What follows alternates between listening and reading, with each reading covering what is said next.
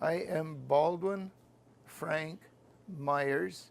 My first name is spelled B as in boy, Aldwin. In the Army, I was known by my buddies as Baldy. You're not Baldy. No, but when I reported back to them years later, 30 years later, that this is Frank Myers, and I wanted to talk to them, they didn't know who I was because they only knew me as Baldy. But when we got that cleared up, then everything else flowed.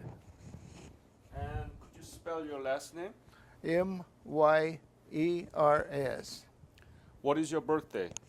May 29, 1931. Where were you born? In Owyhee County, Idaho. That's an Indian name, Owyhee County, Idaho. That's near Jordan Valley on the Oregon-Idaho line. Owyhee. Owyhee. Owyhee. Yes. That's the Indian name. That's Indian. I don't know what it means. Probably beautiful country. Tell me about your family when you were growing up. Well, I grew up on a cattle ranch about 5 miles south of Jordan Valley.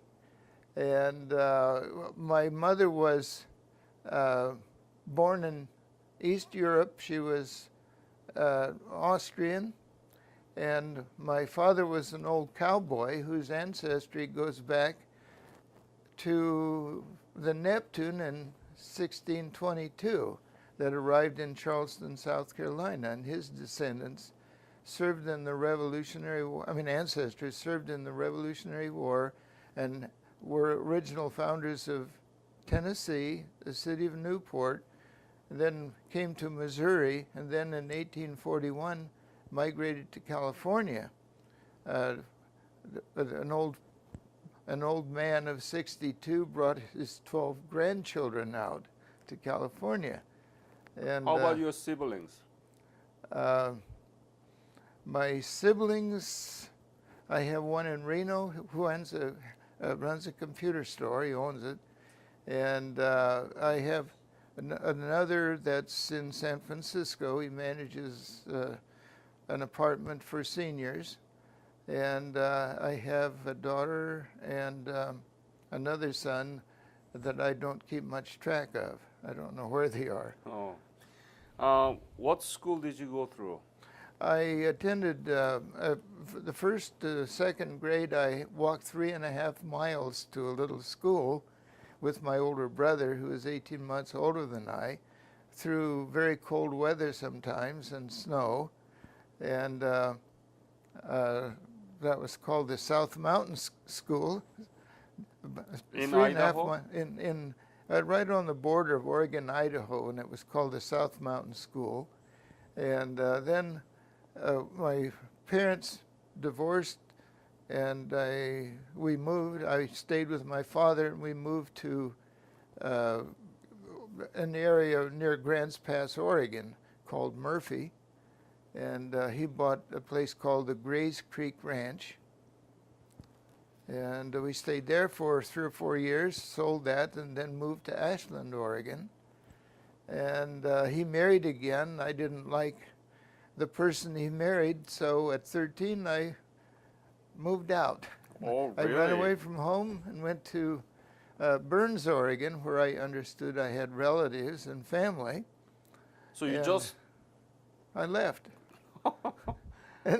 And when I got to Burns, I met my father out there too. After a while, he was visiting his brother, whose name was Joe Fine. And I made an arrangement with my uncle that I would go to a boarding school there, and he could sign my report cards, and I would work on his ranch during the summer. So you work with your uncle? Yes. So when did you graduate high school? 1949.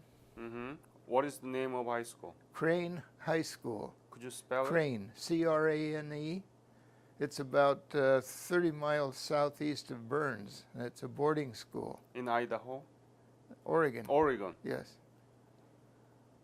Did you learn anything about Korea? I didn't know where Korea was at the time, but I was interested in geography and history and migrations and origins of people. But I wasn't knowledgeable at that time. So what did you do after the graduation? From high school, I worked on the ranch in the summer, and that fall I was persuaded by some of my friends and a Army recruiter to join the Army. When did you join the Army? September 22nd, 1949. And where did you get the basic? Fort Ord, California. I enlisted at Boise, Idaho, and then I was put in charge of the 200 recruits approximately to go on the train down to Fort Ord. What was your specialty? Rifleman?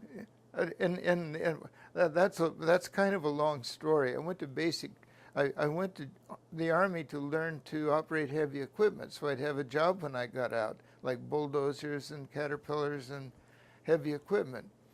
And when I joined the Army, there's a lot of new people there that had a little difficulty adjusting, and the new recruits were coming in, and that on one occasion the two companies, ours and another one, were going to fight. For some reason, there were Hawaiians that wanted to attack our Hawaiians or something, a gang fight.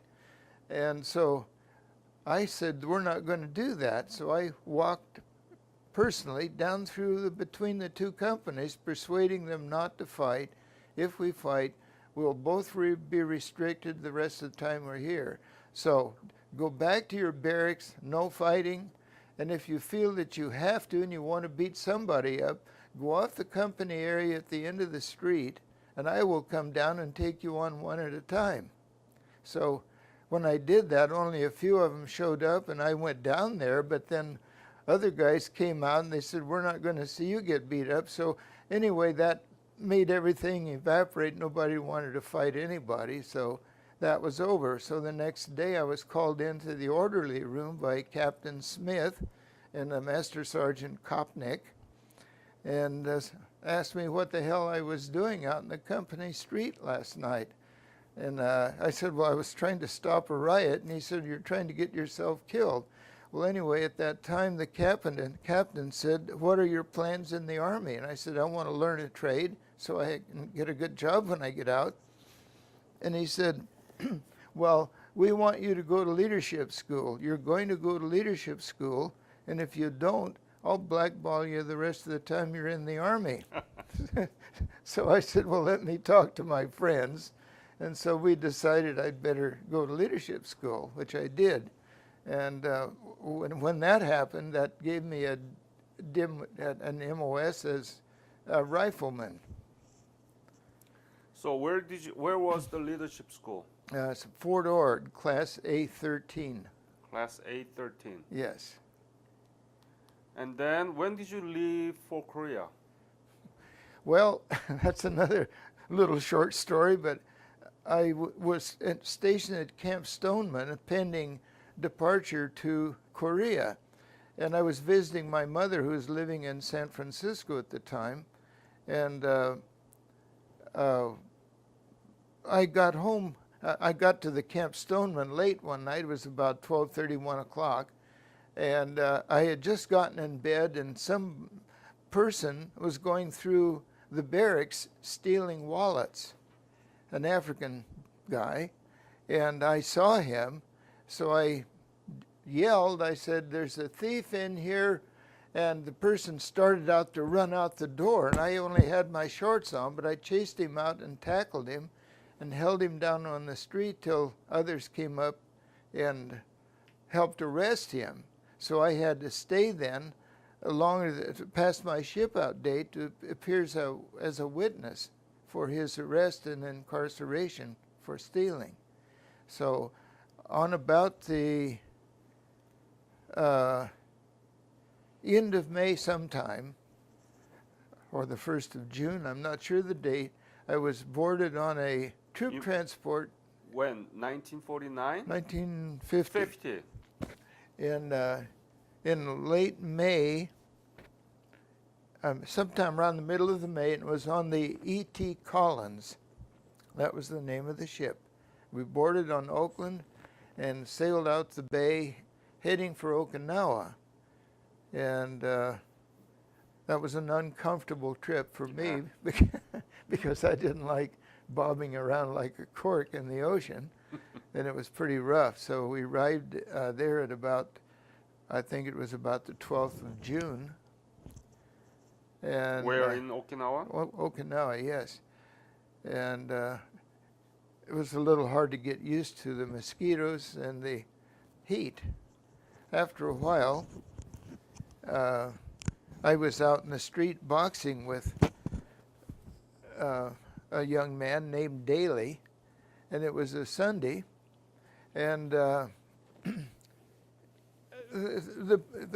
bell rang, the whistle bell, and everybody were summoned in to attend a meeting, and it was announced over the loudspeaker that a war had begun in Korea, and that we were going to go into immediate exercise in the field, taking combat training and zeroing in our weapons and whatever else we had to do. So that... what was your unit at the time? I was with the 29th Infantry Regiment. 29th? Yes. And my company commander was Alexander Macaronis. And I, at one time, was training in S2 with a person named James Yeager and a couple of others, a real bright, capable person, by the way, who was very helpful and in helping people reading maps and interrogating prisoners. So we had these problems and training cycles that we're going through in Okinawa. Do you want water? No, thank you. Not right now, but pretty soon. Yeah. Not long after, our company commander told us to write home. We're going to be shipping out. So I changed clothes, put on a Class A uniform to write a letter home, and the company commander caught me with not in my training combat uniform, so he restricted me to the camp and made me get out of the S2, which probably saved my life or saved me from capture. For the audience, what does it mean by S2? S2 is intelligence. You're leading the point in combat. You're out scouting and patrolling and seeing what's ahead of you. Very dangerous mission. Yes, it was. And James Yeager and the buddy Tony and some others, they went ahead with that. And of course, I ran into Jim and Tony later on in combat, and that's another story, a kind of a sad one in a way, because they got captured and they saved my life when I went up to rescue a medic up on the hill in combat. But so you knew that you're going to go to Korea, right? No. At first we were told that we were going to Japan to relieve the 24th Division, who was going to be sent to Korea. So we shipped out and we got as far as Sasebo, and then they told us we were going to Korea. So were you scared? No. You were not? No. You were going to the war. I for some reason, I've never had a lot of fear in my life of anything.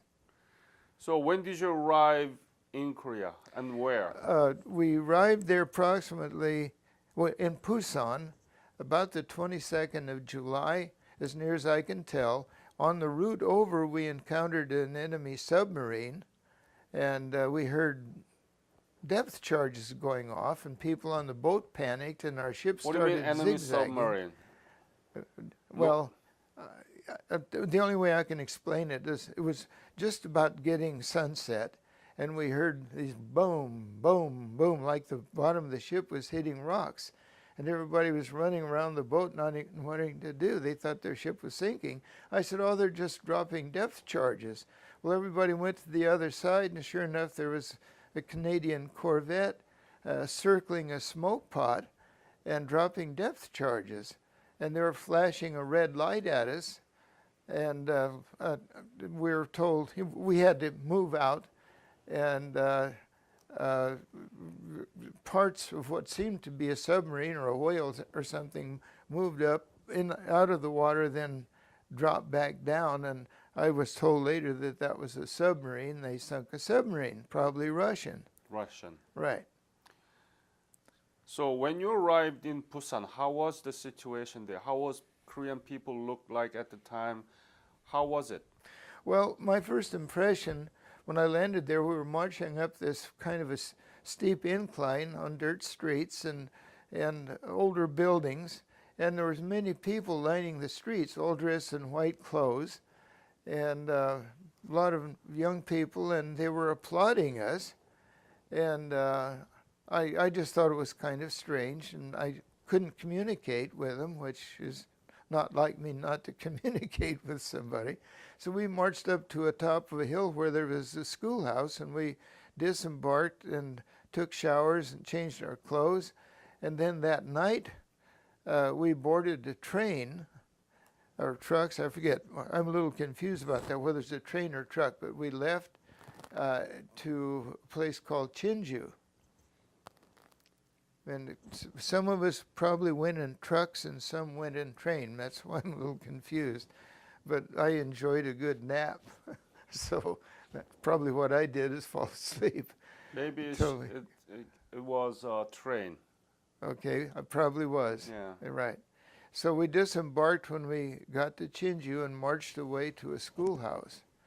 And when we were there, as we were approaching, we saw many wounded people, and I believe it was the 19th Regiment of the 24th Division, and there were some of them were pretty bloodied up, shot up, and wounded, and they looked pretty scared. And I said, "Don't worry, you guys, we're going to win the war for you." And I had no idea at the time what that was going to lead to.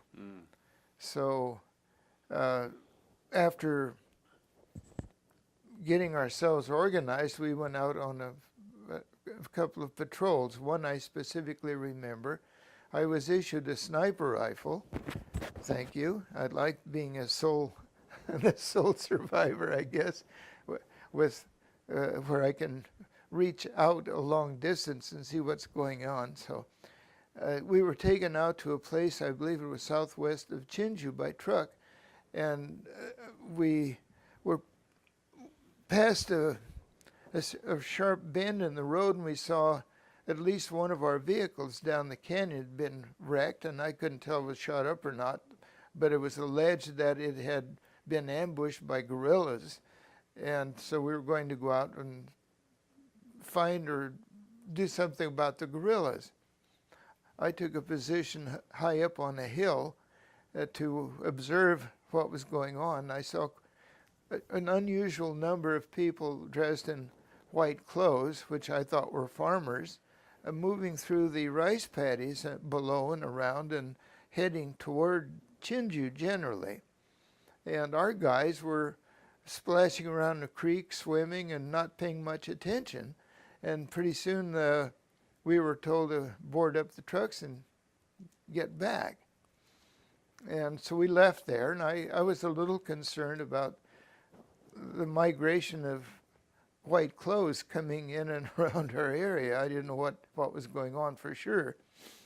So we got back to Chinju, and later that night, I believe, which would have been maybe the 20, I don't know what date it would be, but we boarded up trucks again and headed out for Hedong. I had no idea what the name of the town, Hadong. Hadong. Yes. So we went from Chinju to Hadong, and we were disembarked out there about after riding in trucks maybe 20 miles or 25 miles. There was road problems and so forth. And we bivouacked out there, slept over the night, and early in the morning, we had a patrol out, and Jim Yeager and Tony and some others were in that patrol. And when they came back, they woke everybody up, and our commander, Colonel Mott, gave us a speech. We're gathering up. Our objective is to occupy this town that was currently occupied by 300 guerrillas armed with pitchforks and knives. And sometime, I don't know whether it was before or after that, we ran into several truckloads of pretty badly shot up Korean militia, South Koreans. And I understood that there had been a problem up ahead, but I didn't know what kind of a problem because I wasn't conversant in the language and I wasn't briefed, being a private. So then we continued on, and we started marching from that point on. We weren't in trucks anymore, we were marching. And we had two columns extending probably 1.5 miles to 2 miles, one column on either side of the road, about 10 steps apart. And I was in reserve company, that was I company, so we were bringing up the rear, and that was Lieutenant Alexander Macaronis was in charge. So it was about a little after 8, maybe 8:45. We were probably a couple of miles east of Chinju on a windy road, and all of a sudden we could hear fire exploding, shells and machine gun fire and rifle fire and so forth. So we knew that there was some kind of contact ahead, and we didn't know what to expect. So we arrived on the scene probably 30 minutes later. We're coming up a windy hill and coming over the crest of the hill. I could see the pass about a 1/2 mile ahead, going down into Chinju. I'm sorry, down into Haedong. And the road wound through down to the right, and then went across a rice paddy, then along the foot of a hill that we'll call the North Mountain or North Hill, which the North Koreans were entrenched on and ready for us. Then through up a road further, about another 300 or 400 or 500 yards, up through a pass that led down to Chinju. So when I came around the hill, I saw 3 burning vehicles, one at the pass and 2 more about 300 to 500 yards down the road toward our direction, burning. And I also saw another one burning that I got distracted from for a moment, but it turned out to be an orange-colored Jeep that was our air-to-ground Jeep that was burning on the corner of the road, not far from where General Che's monument is. Then about as that we were continuing down the hill, we received mortar fire on the hill that we had just come the back of us. We received maybe 8 or 10 or 12. We received a couple of salvos, about 5 rounds each, of mortar rounds, and they landed a little above us, but they wounded 2 squad members in my unit, and they were pretty badly wounded and they were screaming. So I laid my rifle down and ran down to help them, to get them off the road and do what I could. When I got down there, I saw one of them's entrails were blown out, and his stomach guts were showing, and the other had a shoulder and chest wound, and they were screaming loudly, and I didn't know what to do, and the company commander told me to get back to my position and let the medics handle it. Well, you know, it's hard to not be able to help somebody, but I could see if I moved them, I would hurt them more. So I went back to the position. The medics came over and picked them up and put them in stretchers and loaded them on a lorry. And is that around August? No, I'm sorry. This was July 27th. July 27th. I'm glad you asked. This was about, it started, the firing started, I'd say about 8:45 in the morning that we could hear, 8:30 8:45, something like that. You still belong to 27 Infantry. No, at that time, I was in the 29th Infantry. And this is kind of a blow-by-blow account as I recall it. When we left Chinju, it took us a day to get from Chinju or so up to where we were at Haedong. We spent at least one night on the road. I think it was one night. The next morning, so on the 26th we camped out, and the 27th we went in to take Haedong. Wow, you have such a vivid memory. I sleep with it every night, and I wake up with it every morning.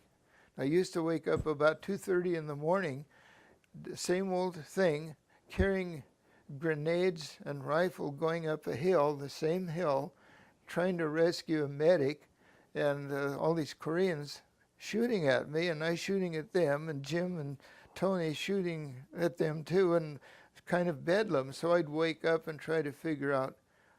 Do you have a PTSD? Yeah, very bad case of it, and I didn't know it.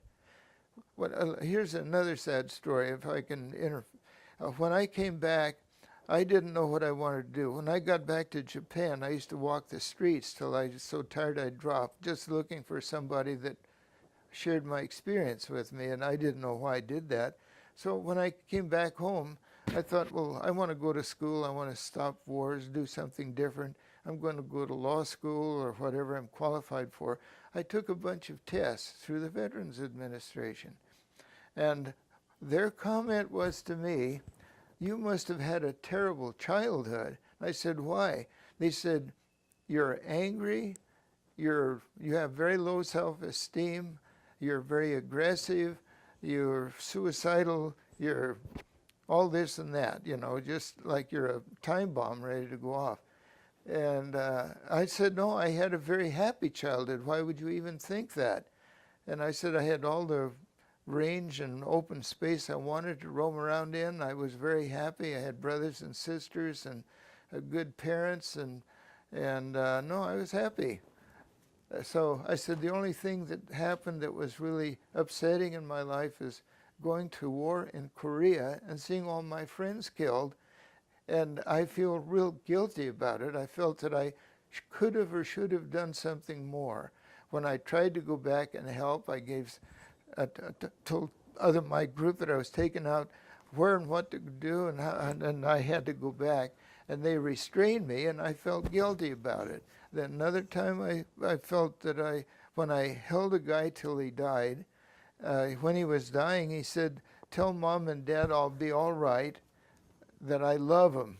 And he died, and I didn't know who he was. I didn't go back to see him. So where did you go from Jinju? I went from Haedong to Chinju, and from Chinju, we're taken out again southwest of Chinju to a new position by Captain Barsitz, 19th Regiment. Well, then we got chased off that hill and back through Chinju, and after the Chinju fell is when I left there. So from Jinju, where did you go? I got on a train. I was loaded on the train. I was helping wounded out of a schoolhouse onto the train, and the train left Chinju. And the last thing I remember is fighting for my rifle with somebody that was trying to take it away from me, and I was lying on a stretcher. I believe I was in Busan. And I might have been a nurse or somebody. Next thing I remember is I heard a loud, strange noise, and I didn't know what it was. And I shot bolt upright and looked around, and I saw this big round hole in the wall, and everything was white where I was. And I looked out the window, and I saw this beautiful green grass in the hill. And I said, where am I, in heaven? Where's Mom and Dad? And they said, no, you're on a ship and you're going to Japan. So you were in the hospital ship? Yes. Were you wounded? I was wounded. I had my eye, I couldn't see out of it. I had black spots moving around, and my right ankle was very badly sprained. I could hardly walk on it. But when we left that hill position, the reason I'm talking about Whitey here, we were put on this position, and I had my sniper rifle. I went way out in front of the position. In the afternoon, I saw movement out there, and there were Koreans unloading, some of them with our captured equipment, some of it theirs. They were unloading to prepare an attack on us. So somebody came out to get me, and I said, "You tell them to send an airstrike out here in this area and hurry up, because there's thousands of Koreans and a lot of equipment out there." About an hour and a half later, 14 Corsairs flew in from, I'd say, the south or southwest, and attacked that area. Then a lone P-51 Mustang flew over me, gliding right down. I thought he was going to shoot me, so I swung on him, but I was motioning, go over there, and he drifted off and wagged his wings and went down where the Corsairs were. I spent about 2 weeks in the hospital there. And did you get any medal for your No, wounds? are you kidding? The person that told me I was getting a medal was that wounded corporal. He said, "I'm putting you in for a Medal of Honor or something." I don't know. Just a medal. So when some colonel woke me up, when I was in a dead sleep, I hadn't had any sleep in days. He woke me up in a dead sleep. "How did you get hurt?"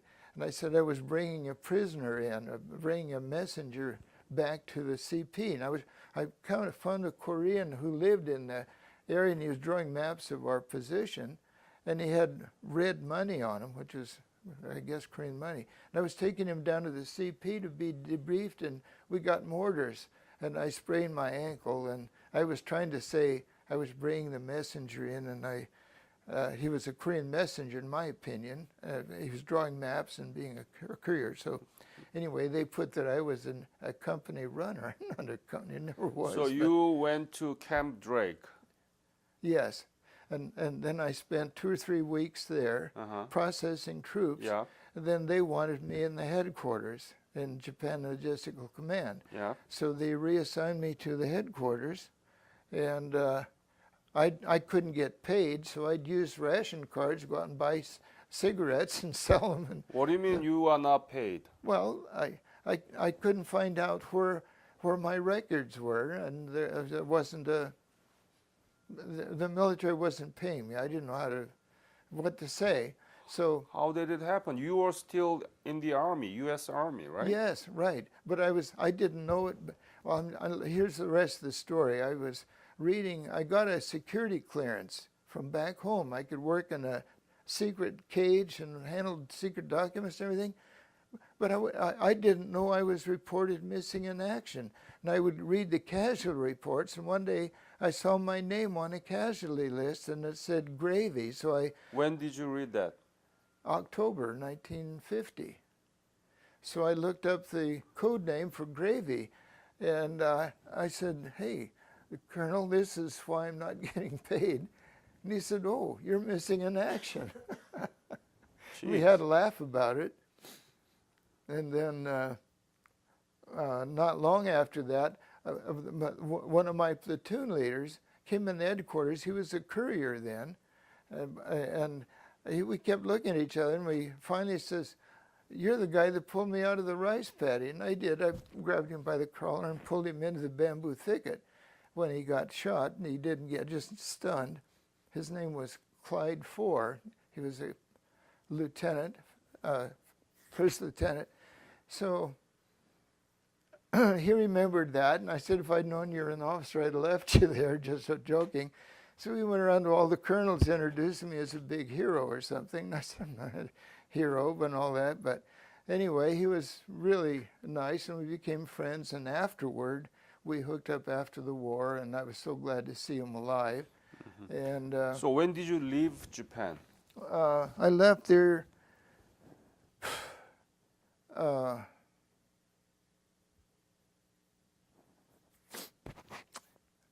about the first part of December 1950, And you came back to state? San Francisco. And I was discharged on the 22nd of December 1952. 1952. 22nd? Yeah, 22nd of December 1952.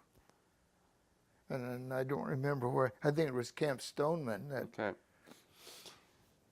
Wow, this is kind of scenario that we can make a movie out of it, huh? I'm telling you, if you now let me tell you a little about Hawaii. This is so important. The people I've run into that I thought were killed. I ran into Dawson, who helped carry that guy up over the hill, who was shot through the throat, a real hero. I ran into Jim Yeager after years, and then talking to him on the phone by calling him up. I read a story that he was involved in. I called him up and asked him if he knew Baldwin Frank Myers. He said, yeah, I knew him. I said, what happened to him? He said, the damn fool got himself killed. And he said, I said, how did it happen? He said he came running across the rice paddy up to where I was. I told him to take cover, that we were pulling back. He said he saw his people getting killed, so he started crying. He said, I'm going to go up and get the sons of bitches. He took off screaming and yelling and throwing grenades and everything. He said, I tried to cover him, but I saw him get hit and go down at the top of the hill. So I said, well, how would you like to talk to him? He said, what? You couldn't be Baldy? I said, yeah. I said, you couldn't be. He said, I saw you get hit and go down. I said, no, you saw me go down so I wouldn't get hit. And you were covering me all, so I survived.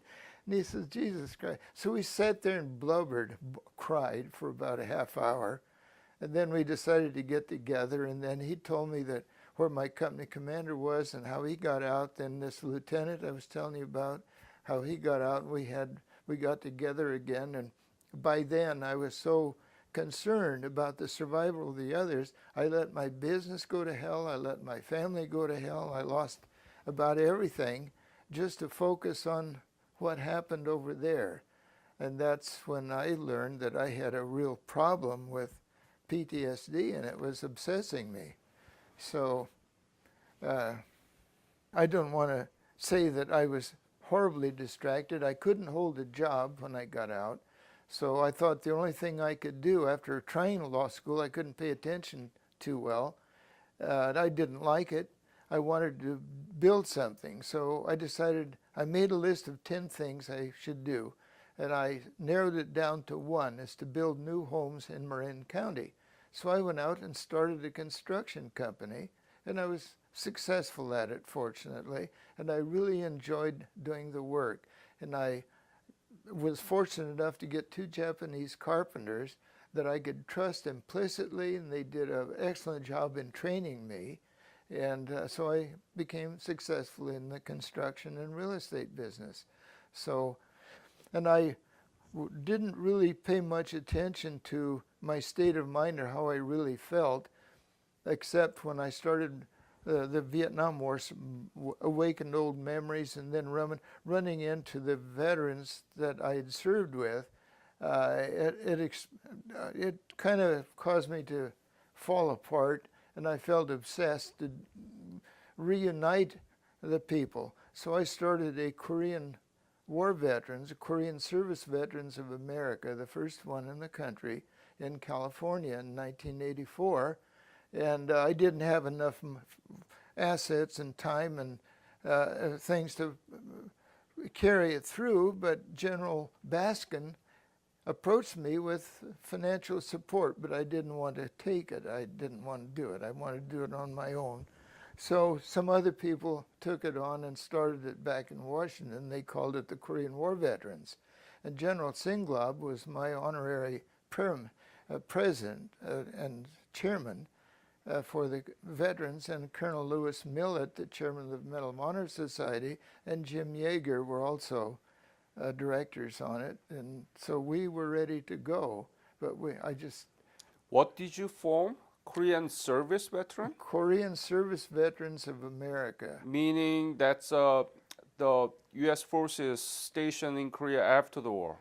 No, it was what I was trying to do. There was a United Nations adventure, so I wanted to start it for America, then incorporate all the others who served, so we could have reunions, international reunions, with all the people served. Why did you name it as a Korean War Service Veteran? There is a Korean War Veterans Association, right? That's afterward, but the reason us service veterans is we performed service. Nobody wanted to call it a war. That was one there. So I got criticized because I wanted to use it as I say war veterans. They said, no, call it Korean service veterans. It hasn't been called a war. The politicians speaking. So I let it go at that because what I wanted to do is have the Greeks and the Turks and the English and the Canadians and New Zealanders and Australians and everybody else come and join us. That's my foundation is doing, inviting Youth Corps, the Good. descendants of the Korean War veterans Good. from 21 countries Good. to Washington, D.C. That's what I was trying to do. Good. I'm really glad you're doing that, and thank you so much for that. That means a lot because I used to talk to Greeks and Turks, and when they pulled their bayonets out, they'd always draw blood. And I said, why do you do that? Because we don't put them back in the scabbard without blood. But did you see them doing that? Yes. When? Right in front of me in Yokohama. I'd ask them. Or in Yokohama? Yeah. I would ask them. They were doing that in Yokohama yeah. too? Yeah. In the hospital? No. When I was out in the street, I'd go to the library and I'd see them on the street, and I'd say, "Can I see your knife?" It's there'd be in it or something, and they'd whip it out. And why did you do that? So Turkish soldiers were in Yokohama. Yes, and Greeks. I saw a lot of different nationalities there. They were back in Japan because they were wounded, or why? Why were there? I don't know. Maybe R&R. We're I all see. together, kind of. I see. R&R. There was a very strong sense of unity and purpose and a lot of respect. I really respected the Greeks and Turks for how the North Koreans didn't want to fight with them. When did you learn that you have a PTSD? When I think two colonels told me I had a very bad case of it, and I think Jim Yeager told me, but the colonels, Lewis Millett was one, he had it too. He led a bayonet charge in Korea and got the Medal of Honor. Another was Adam Hussar, a colonel. He was in Special Forces in Vietnam. He said, I need to go to the VA and get help. I said, they don't do anything. They don't. So. When did you learn that? I learned it, I guess, I think it was about 96, somewhere in there, because my life was collapsing, divorce, bankruptcy. I just couldn't think, and I was angry, very angry. And, have you been back to Korea? Yeah. When did you go? The last time was that about 2001, Claire? About 2001. What did you find? Have you been to Jinju, Hadong, and Busan? Absolutely, yes. When I'd go to Jinju, the people, I'd wear the little badge. They'd drag me in the house, give me tea and biscuits, and 감사합니다. They're just so nice. I felt like a king in Korea. They were always saying thank you, and they were so nice.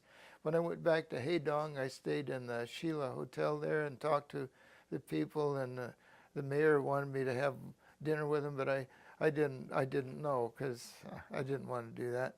I just wanted to go back to the old battle site and see. So when I was there, I got a taxi ride from this person that I wanted to tell you about, who told me about when he was 13 years old, he picked up a couple of Americans and took them to his village and clothed them and showed them how to get out. And I remember them coming back to our lines. I didn't go to Busan the last time. But did you see the Busan back last time? No. No. You only. Where were you in the? I went up to Seoul, and took. I don't know if I took a train or a cab or hired somebody, I think, to drive me down to Hadong. So when did you see Hadong? What did you feel? I felt very sensitive, very keenly sensitive, like there was spirits all over the place. And I missed the firing, and it was very strange. It's like, wow, eerie, eerie. And after a while, I started remembering specific things, kind of traumatizing in a way, but sad. And So you never belonged to 24th Division. I'm told, and I don't know, I didn't know where the hell I was, to be honest with you. Mhm. I didn't follow all that. I didn't even know that the town we were in was Haedong. I didn't know it was Chinju. I was there. I found out later. But I didn't know. So But you were not in 24th Division, right? We were attached to the 24th Division. From what I heard, and I heard it again, that we were attached to the 24th Division through the 19th Regiment. I see. And Captain Barsitz was the last commanding officer that I knew about his name, but I couldn't pronounce it. And I could describe him, even though it was a little bit rainy and shells bursting and flares going off and everything. He was a chubby little Polak. What is Korea to you now? Very close. You didn't know anything about Korea when you left for Korea, right? No. And when you left Korea, the area that you were there, Hadong and Jinju, were completely destroyed. Just about. I don't know. I didn't go in downtown Haedong when I left there. And since I've been back there, I've looked at the area that had been bombed, and I've been back there with Jim Yeager, and he showed me where the church was that he was in when it was bombed. And So what is Korea to you now? very close friend. I have very warm feelings toward Korea and the Korean people. I really love them. They're just good people, and I'm proud that I was able to serve and help them. I'm very proud. And I gave a little speech at Caesar's Palace when they had these people there, and that came out. I just said one of the proudest things I've ever done was to serve in Korea. Mm-hmm. And the reason I'm proud is, look what they've done with freedom. They're our strongest ally over there, and they've helped us in Vietnam. So that's how I feel. Mm-hmm. And I always hear thank yous from the Korean people. I have a whole lot of newspaper clippings, but it's in Korean. I don't read Korean. So anyway, I have very good feelings about it, and I really enjoy going back to visit there. Almost a week story from July 22nd to about early August. Yes. Very short time or period. Right. And you did all this battle there, right? Even in charge of 125 people there. Yes. It's an amazing story. Well, you know, there's another story that I didn't miss that I feel obligated to tell it. When I was wounded, I was going down to the CP, and I was taking this so-called prisoner, and I just pushed him off the bank. He probably survived, and I went on down to the dispensary. They put me in the dispensary and left me there, and the dispensary was overrun that night by North Koreans. And I couldn't find my weapon. I found somebody left a carbine there that had two 30-round clips taped back to back. And the Koreans were running through the courtyards and explosions going off. This is just before Chinju fell, and this is a couple of miles north of Chinju in this little place by a river. I can remember a rock outcropping to know exactly where that is. So anyway, I had to fight my way out of there, and they were running through the courtyard. Then I ran out, and I had a very, very painful ankle, and I fell when I hit the road. And then I could hear American voices down the road, so I followed down the road and ran into more Americans and ambulances, and went to a schoolhouse and helped load people up and get them out of there, wounded. And I think Chinju fell the next day or so. What is the legacy of the Korean War and the Korean War veterans to you? The legacy is I hope that Korea and the Korean people can be united and not hate each other. That they, what really got me is being over there when they had the reunion, bringing families together, and that really made me cry to see it. I just wanted to see them together. I don't think any country or any culture should be torn apart. They should be together, and that's what it means to me, is see them back together again. It's like a big family. Same way with Germany. I'm glad to see they're again together. And I think we've got to stop wars. We've got to stop this hate and bullshit and religious fratricide, all of that. I think we should have peace in the Middle East and Palestine. And if these rich people would give something to those poor Palestinians, give them a homeland, I think all this warfare could stop. What would you do if I arrange a meeting with the North Korean soldier who fighting against you at the time? I would probably tell him I've met one already. I'll give you his name. He's written a book, and we're good friends. North Koreans. A North Korean. Yeah, this is North Korean. What's his name? Donald Ong. He's written a book about it. He surrendered at Pyongyang, and he didn't know how to surrender. And they told him how, and he worked for the American government afterward for a while. He was a medical student, I believe, when he was captured. But what I would say is I hope that we can see Korea reconciliation. United. Absolutely, absolutely.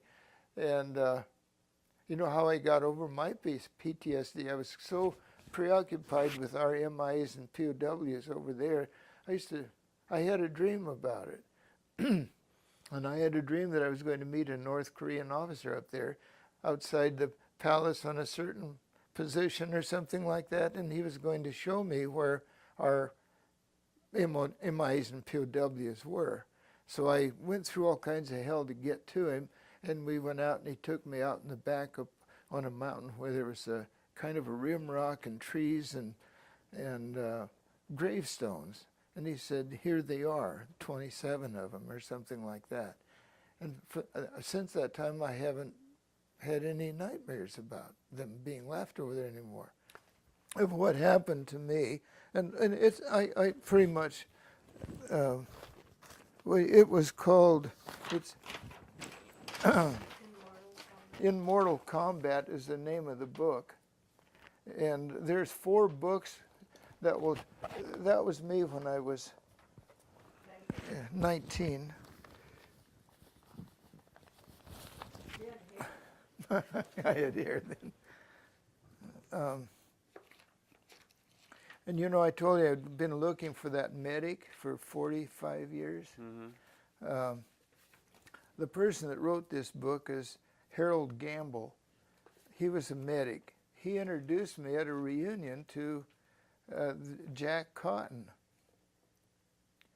And he was the medic that picked up those 2 people off the road. And this is what he says here. And this Larry Lair is the person that knows who that wounded guy was I held till he died. I met him on the trail, but I didn't talk to him, and I didn't remember, but he was the guy. And this is the man. Jack was left alone on the side of a hill caring for wounded and dying soldiers by himself. Private Frank Myers came to Jack and alerted him that it was time to get out. Jack stayed there alone, treating the wounded until the very last. Jack was finally able to make it back to American lines after several days. During the battle, Frank Myers took command of a group of survivors and did a commendable job. He, like several others, had completed an advanced infantry course, and on this occasion, as in every battle, there are many who should have been decorated for their bravery, but it didn't happen. then he talks about Jim Yeager, who is the guy that was helping me. So Okay. and that's in a book called Korea. I was there. You were there in Hadong, Jinju for a week, and that was really a critical battle because if you Day didn't and resist night. there, we might have been really pushed out back to the ocean through the Busan. So I really appreciate that you are sharing this story with me and my foundation. And we are going to remember what you did for Korean people. And now Korea is 13th largest economy in the world with the size of Indiana. Yes. We are the most substantive democracy in Asia. And you know, Samsung, Hyundai, Lucky, Yes, LG, yes. everywhere. Right. We were not able to do it if you didn't fight for us. So I want to thank you. And I would like to follow up with you about what you did. And I think we need to recognize you somehow. So that's why I want to get some record from you. And I want to talk to my government about it, okay? Well, all the thanks I've gotten from the people, and when I see them in Las Vegas, that's enough. I don't need anything else, but I really appreciate it. My heart goes out to the Korean people. I would love to see them reunited and see their families together. And I want you to personally know the Chens. Claire, what's her name? She remembers names.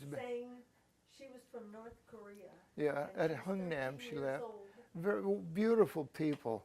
And She was 13 and she came on a boat. Frank, I want to thank you for this wonderful opportunity. And we will correspond each other after this, okay? thank you. I Yeah. appreciate that. Thank you so much again. Well, kamsahamnida to you too. Thank you.